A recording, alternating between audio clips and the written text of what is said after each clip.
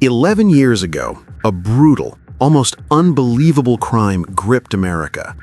Two 12-year-old girls lured their friend into the woods and stabbed her 19 times, all to appease a fictional horror character known only as the Slender Man. It was a nightmare fueled by the darkest corners of the internet. But for the victim, Peyton Leutner, and her family, the nightmare was real. This past weekend, that fear returned.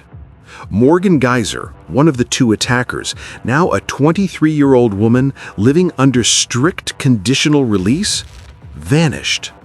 She cut off her court-mandated GPS bracelet and disappeared into the night. This is the full story of the escape, the search, and what it means for the fragile justice served in one of the most disturbing juvenile cases in history. To understand the recent panic, we have to look back to the spring of 2014 in Waukesha, Wisconsin. Morgan Geyser and Anissa Weir, both 12, committed the near-fatal stabbing of their friend, Peyton Leutner. Their motive defied logic. They believed the act was necessary to become servants of the Slender Man, an eerie, faceless internet entity. The girls were charged as adults, but the court eventually ruled them not guilty by reason of mental disease or defect. Morgan Geyser was diagnosed with early-onset childhood schizophrenia, a disorder that fueled her belief that Slender Man was real and that he threatened her family if she failed. She was sentenced to the maximum possible time in a psychiatric facility, 40 years to life, a sentence that was supposed to keep the public safe while ensuring she received continuous long-term treatment. Fast forward to 2025. After spending nearly 7 years confined to the Winnebago Mental Health Institute, Morgan Geyser petitioned the court for release. Experts testified that after years of consistent antipsychotic medication, she had made significant progress, achieved remission, and was fit for supervised care. The court approved her conditional release in July 2025, moving her from the institutional setting to a group home in Madison. This move was controversial from the start.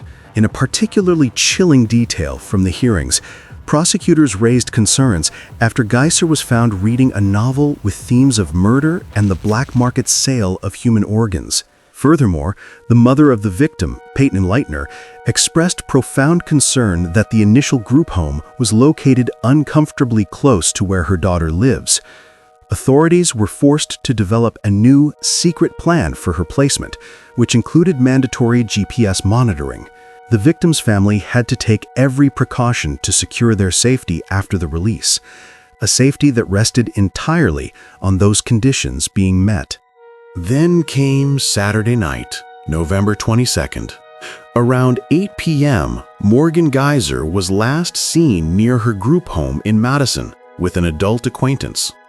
Shortly thereafter, the Department of Corrections received an alert.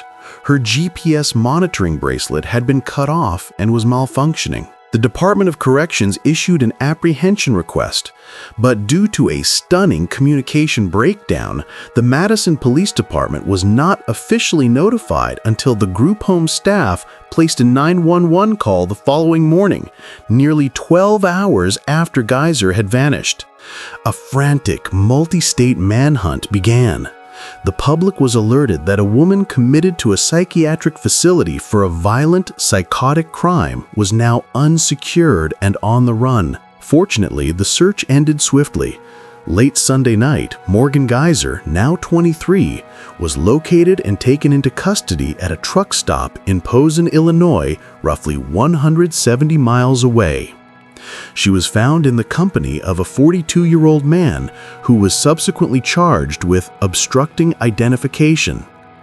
Her attorney, Tony Cotton, had publicly urged her to turn herself in, stating that continuing on this path was not in her best interest. Now, Geyser's temporary freedom is over.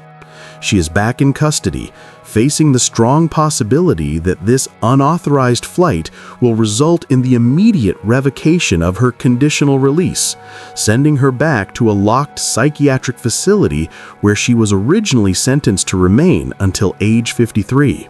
The message is clear. The road to conditional freedom for those deemed not guilty by reason of mental disease is fraught with risk, controversy, and constant vigilance.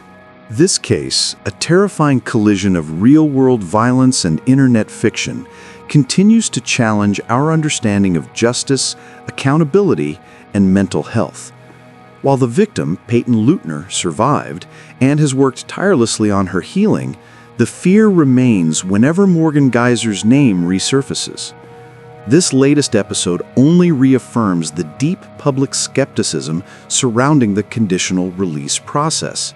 If you want to stay informed on the most complex and compelling true crime and news stories, please take a moment to hit the like button and subscribe to our channel for more in-depth analysis.